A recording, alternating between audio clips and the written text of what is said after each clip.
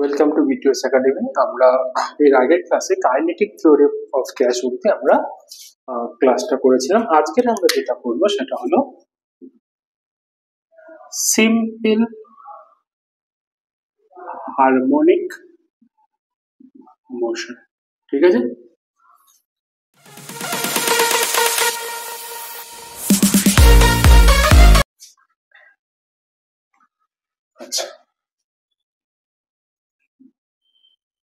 আচ্ছা চলো তাহলে সিম্পল হারমোনিক মোশনের জন্য যেটা আমাদের ফার্স্ট জানতে হবে সেটা হচ্ছে what is periodic motion.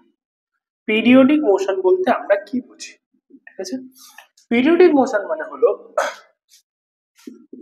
the motion which is repeated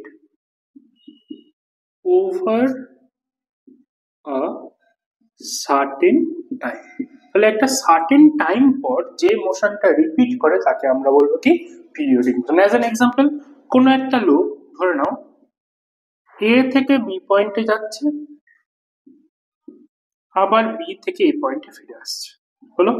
আবার কি করছে, ধরো যেতে টাইম লাগলো 1 মিনিট, আসতে টাইম লাগলো 1 মিনিট, আবার সে কি করছে, আবার সে এই পথে যাচ্ছে, এইখান থেকে ফিরে আসছে।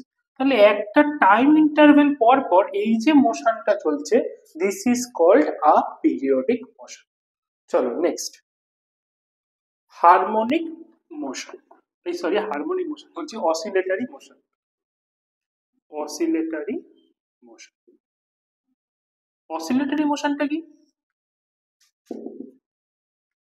A periodic motion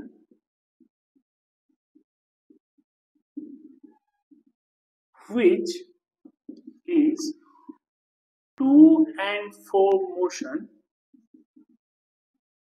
about a fixed point। তার মানে কোনো একটা ফিক্সড পয়েন্টের অ্যারাউন্ডে কোনো একটা যদি মোশন চলতে থাকে তাকে আমরা কি বলবো? Oscillatory motion. যেমন এর একটা এক্সাম্পল কি, আমরা কি করলাম, এরকম একটা স্ট্রিং এর সাহায্যে একটা মাসকে ঝুলিয়ে দিয়ে আমরা এটাকে এখানে নিয়ে এসে চলে এলাম। তাহলে এ কি করবে, এখান থেকে একবার এদিকে যাবে, আবার কি করবে, এখান থেকে এদিকে আসবে, আবার এদিকে যাবে, আবার এদিকে আসবে। তাহলে এই যে যে বডিটা এইখানে কোনো একটা মেইন পয়েন্ট বা কোনো একটা পয়েন্টের অ্যারাউন্ডে টু এন্ড ফ্রো মোশন করছে, this is called the oscillatory motion. Next is the harmonic oscillation.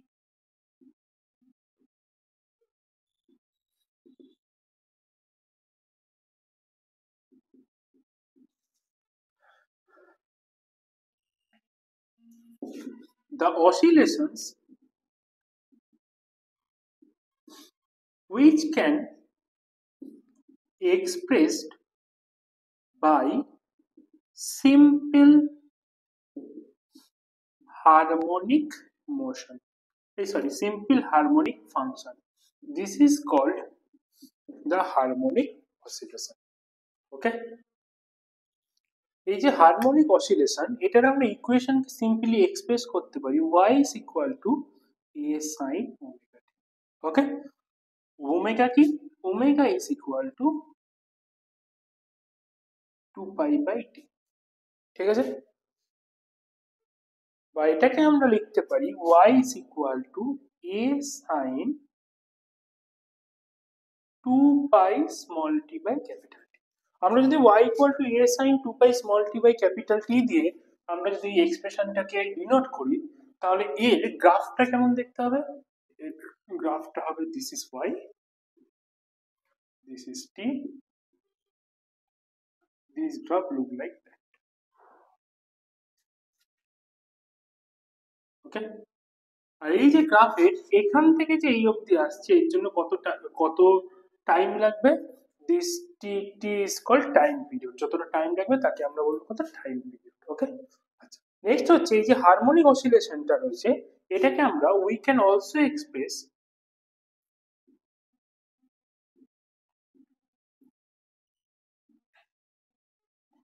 harmonic oscillations as y is equal to a sin omega t, যেটাকে আমরা লিখতে পারি a sin 2 pi small t by capital T।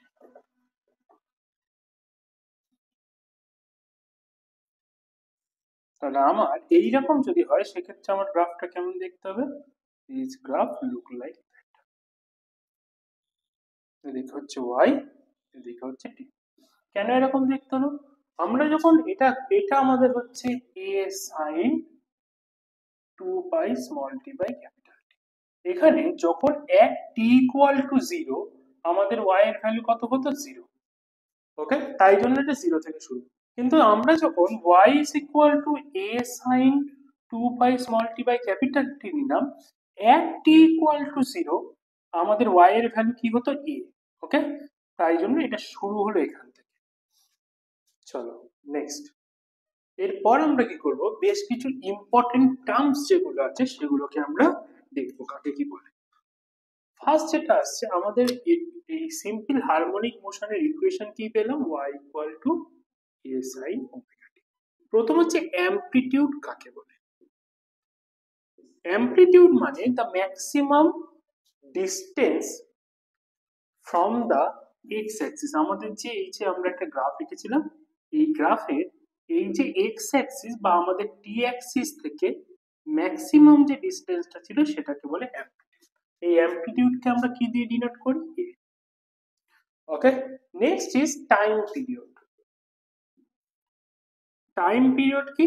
একটা total wave যতক্ষণ টাইমের মধ্যে যায় সেই সময়টাকে বলে টাইম পিরিয়ড। এই যে এই জায়গাটায় আমাদের এই ওয়েভটা কি হচ্ছে? উপরের দিকে উঠছে।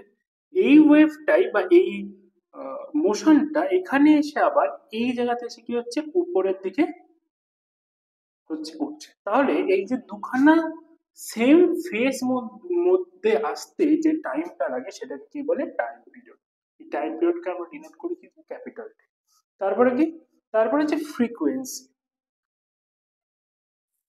ফ্রিকোয়েন্সি কি? ফ্রিকোয়েন্সি n, এটাকে আমরা ডিনোট করি 1 বাই টাইম পিরিয়ড দিয়ে।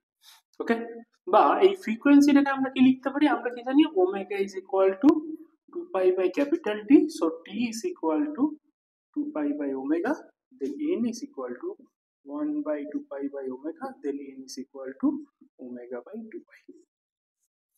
Okay, this is the expression of frequency. Next is the velocity of SHM. তাহলে আমরা কি পেয়েছি? y is equal to a sin omega t। তাহলে আমাদের ভেলোসিটি v equal to কি হবে? Delta y by delta t। তাহলে d dt of a sin omega t, এটা কনস্ট্যান্ট হিসেবে বাইরে চলে আসবে। তাহলে d dt of sin omega t which gives us a omega cos omega t। ঠিক আছে, এবার আমরা এখানে কি পেয়েছি? y is equal to a sin omega t which imply that y by a is equal to sin omega t, which imply that y square by a square equal to sin square omega t, which imply that y square by a square is equal to 1 minus cos square omega t। তাহলে আমি এখান থেকে কি বলতে পারি? cos square omega t is equal to 1 minus y square by a square। তাহলে এখান থেকে আমি কি পাবো? cos omega t is equal to root over a square minus y square by a square। তাহলে root over a square minus y square by a। This is the value of cos omega t। তাহলে আমরা ultimately v এর expression কি পাবো? a omega cos omega t, a omega root over a square minus y square by a, cancel করে দিলাম। তাহলে omega root over a square minus y square। This is the expression of velocity। তাহলে v equal to আমরা কি পেলাম? omega root over a square minus y square। ওকে, এরপরে আমরা যেটা বের করব সেটা হলো অ্যাক্সিলারেশন অফ SHM।